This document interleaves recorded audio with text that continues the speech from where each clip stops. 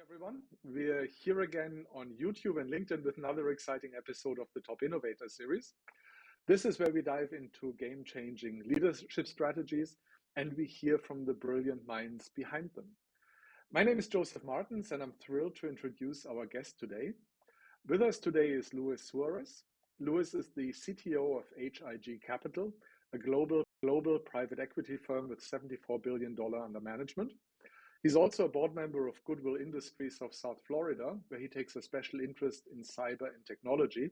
And today, we're thrilled to have Louis with us. Louis, it's an absolute pleasure to have you here in the conversation.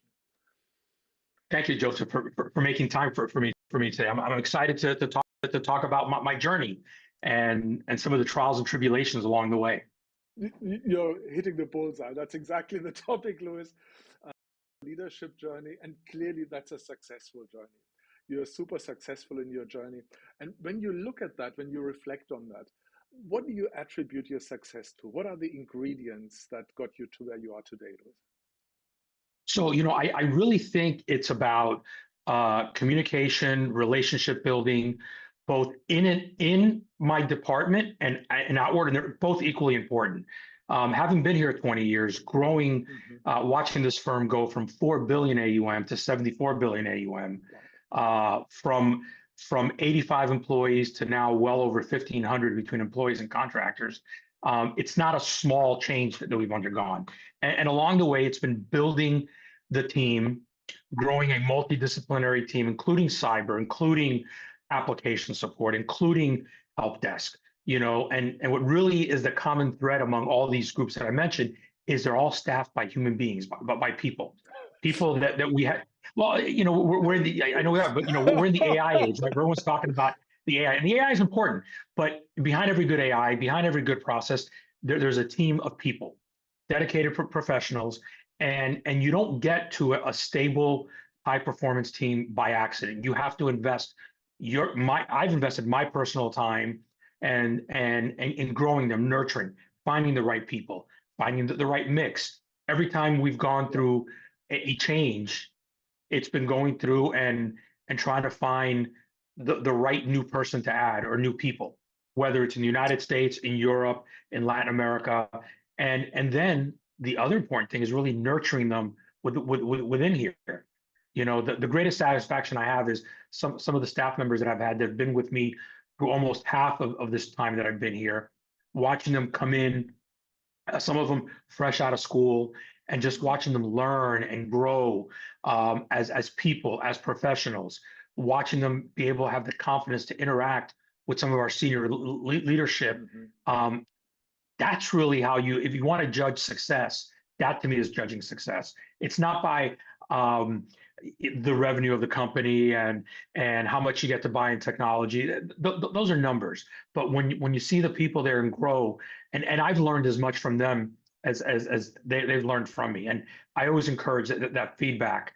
And then there's no crisis that we have not had that we have not come out better from it because of it. Awesome. Yeah, it's fascinating how you described the growth of the company. If I got the numbers right, it was something from 50 to 1,500 people, something like that, right? And close, yeah, it was 85 to 85 to yeah, it's been a dramatic growth. And I imagine that must have meant an enormous growth for you as well. It sounds like at the beginning you might have been a manager, and now you're a manager of managers. And tell me about that evolution. That's really a fantastic way to phrase it. And you're exactly right. When I came on board, I was the first IT hire. So I came in, I was department of one. Okay. With some contractors. So that the first level of growing into my leadership there was the establishment of relationships outside of the department. And I can't really stress enough that I think careers are made or broken by building those relationship bridges. You have to have a relationship with the legal department, the HR department, whether it's the senior person in it or it's the administrator. You have to have some sort of a relationship. You learn, you can ask questions. And as you're growing into this manager, as I'm growing to this manager role, and then eventually director and VP and then CTO all along the way, those foundational relationships that you build help you to expand. And especially when there's a problem. You know the value of your relationship in bad times, Yeah. right? It's in good times, everybody loves you. But when times are tough, you have to really cash in those relationships for people, and people need to feel comfortable to really give you that really good feedback on what you've done well and what you haven't, because you only grow by understanding where you could do better. Yeah, yeah. It sounds like, and I'm not trying to diminish what you've done there, but it sounds like you were forced to build these connections with other departments right from the get-go, right? There was no opportunity for you to stay in the silo because it was a silo of one essentially. So Exactly. for the tech leaders who are at risk of being in that silo, how do they step out of it? How do they build these bridges? Because it's tempting to stay in Yeah. familiar So so territory, so right? so look, yeah. Number one, you build it informally, and that means put yourself in the position, whether it's the coffee room, the lunchroom, put yourself in a place to be able to bump in and have those casual conversations. Then formally, when there are projects that you're involved with, ask to sit in the room, ask to be part of the project, ask to be on the call. Sometimes there are times when we've worked with some of our fund accounting teams. I have asked the CFO of those teams, hey, can I sit in on your weekly call? I even still do this today. Can I sit in on your weekly call? Not going to say a word. I just want to listen. I want to learn. I want to understand in your own terminology, in your own thing, what your pain is, what is good. And what I'll tell you is half the time, since they know I'm on the call, I will get dragged into a conversation. And I say this in the most positive way. But in that, you learn. You have to put yourself in a position for someone to ask you to be part of the dialogue. And first, it's informal, then it grows. With the end game being right, you want a seat at the table. Mm. And you have to earn it all along the way. And that's earning it by trust, earning it by being viewed as not only the technology subject matter expert, but the business technology subject matter expert. Yeah, yeah. And the other point, so no doubt, you're absolutely right. Earn it by trust, earn it by competence, earn it by being a bridge builder. And what's often overlooked, but you said it, right? Earn it by being there in the first place, right? Make an effort to be in those meetings and be in those conversations that might not be in your immediate subject domain. Yeah, exactly. If you're not in the room, if you're not Mm. in the conversation, you have zero chance of being part of the solution. Yeah, yeah. I will tell you that every time you're in the room, every time you're part of the conversation, there will be a point where everyone will look at you, or someone will look at you and ask, in my case, well, Lewis, what do you think? Mm. And that gives you the opportunity to just add your little bit of input, and it starts small and it grows, and eventually it becomes to where the meeting doesn't happen without you being there. They'll say, well, we should probably have someone from IT sitting there, from the technology group, just to guide the conversation a little bit on, for example, right, in the world we live in, the art of the possible. They're having a problem, or there's an opportunity, and at that point, you can reach up and say, hey, when the conversation's over, can we have a little sidebar, a little meeting, because I think I have some ideas that might help solve the problem or might alleviate the problem. Yeah, yeah. Louis, I'd like to take a look at your leadership journey from a slightly different perspective as well. I'm sure you had mentors, you had trusted advisors, you had role models that you looked up to.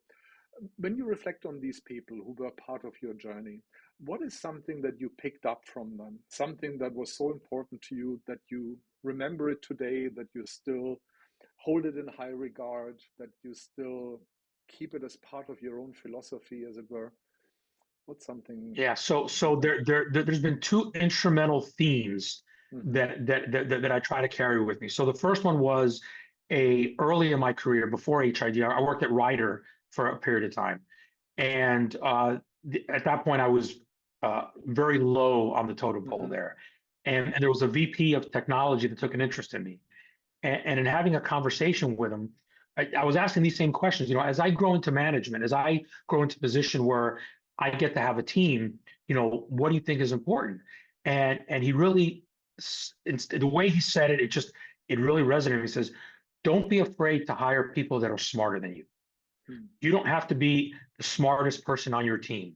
You will benefit from hiring bright, intelligent, energetic people.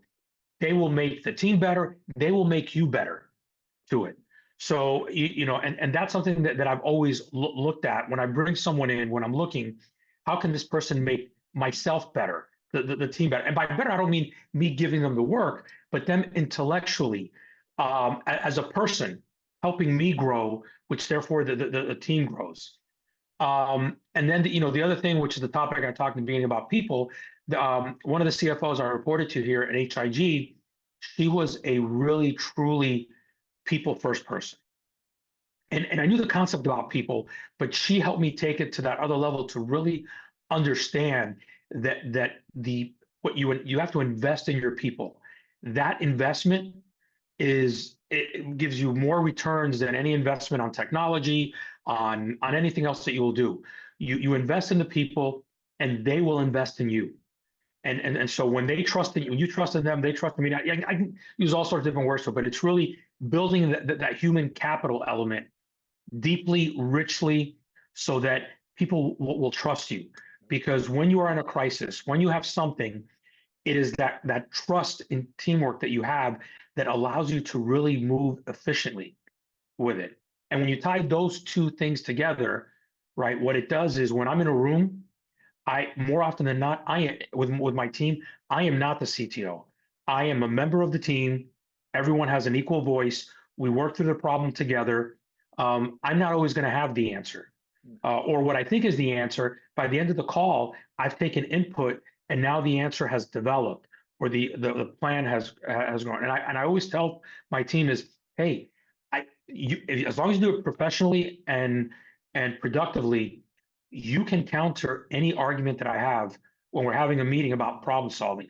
The goal here is not for the CTO to be right. The goal here is for the firm to get the best possible solution out of this group. Yeah, yeah, very cool. Louis, we talked about your past journey. I'd like to take a look at where you are today. And this is not a question about organizations or titles or roles. It's still about your leadership journey. So when you look at where you are today, what's an area where you think there is room for growth? There is a next level. There is something that you want to level up on. So, and this has been a constant thing, not only now, but for the last 20 years. I'm in a business that is very dynamic. And so I view myself to be a student of this business. I am constantly, like I mentioned, where I will sit in on the group meeting of like the credit CFO or these other groups. I am constantly asking to sit in with these other meetings, sometimes simply because I need to learn more about the dynamics of the business. It is my responsibility to constantly be learning, to be asking questions to it. There's no ego in me in saying, well, I was in this meeting and I've got a few questions because I didn't understand certain terms, or I thought I did, but the way the conversation went, obviously I don't understand it well enough. And so being a constant student of the company that you work for, I don't care how long I've been here 20 years, I'm still learning things. What I would tell your listeners is always be a student of the company that you work for. Yeah. You can constantly learn, and that also helps in that back to that original topic of bridge building. You will have the best opportunity to develop a relationship when you ask somebody something about their job, their function, their part of the business. Sure. You will see the pride in them talking about it, and you're going to learn more, and you're going to walk out of there with a little bit better relationship with that person. And it just in kind of a very holistic way, it constantly grows. I mean, look, we're all students of technology. Anyone who's in our roles in any level of leadership technology, we're always learning. But where you can get really complacent is think, oh, I've learned everything I can about this business. It's been the same business for 50 years. No business is the same business all the time. If you look at over the last few years, we have had some shock the moment times. Like, for example, COVID. During COVID, every business changed, every business evolved. And that was a great opportunity to learn about it and look back on it. Here in South Florida, we get hurricanes. So we've got natural disasters that could come every so often. And with each one, I learn different facets of the business, how to make it more resilient, how to have more conversations. So it's be a constant student of the business that you work for. Yeah, yeah. Let's take a look at the future, Louis. What do you think the future of leadership will look like? What do you think is going to be different in leadership again, right? Not technology. And I know there is overlap, of course, but what do you think will Yeah. change So there? so so I think as leaders, we are really being tasked more than ever to be the center of the storm. The world is changing faster than it ever has, from a technology, geopolitical. I don't care what country you're in. There's a lot of things moving, and as a leader, you need to be that calming force, Mm, that that that place where your teams, your peers can come to. I think successful leaders are the ones that other teams come to and consult with you. Not always on technology. It could be on people things, on business things. And so you really need to have this inner calm so that you can think through your problems, but also so people come to you and interact. I mean, I know we said not about technology, but AI is changing the world at a speed that we've never seen. Geopolitical issues are the most divergent, the most changing that we've ever seen.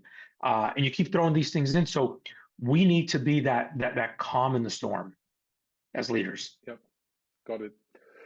When you look at how tech leadership in general, and I'm vastly generalizing now, but when you look at tech leadership in general, what is something that you would want to change? So if you had a magic wand and you could make something change how most leaders lead their organizations, what would you do?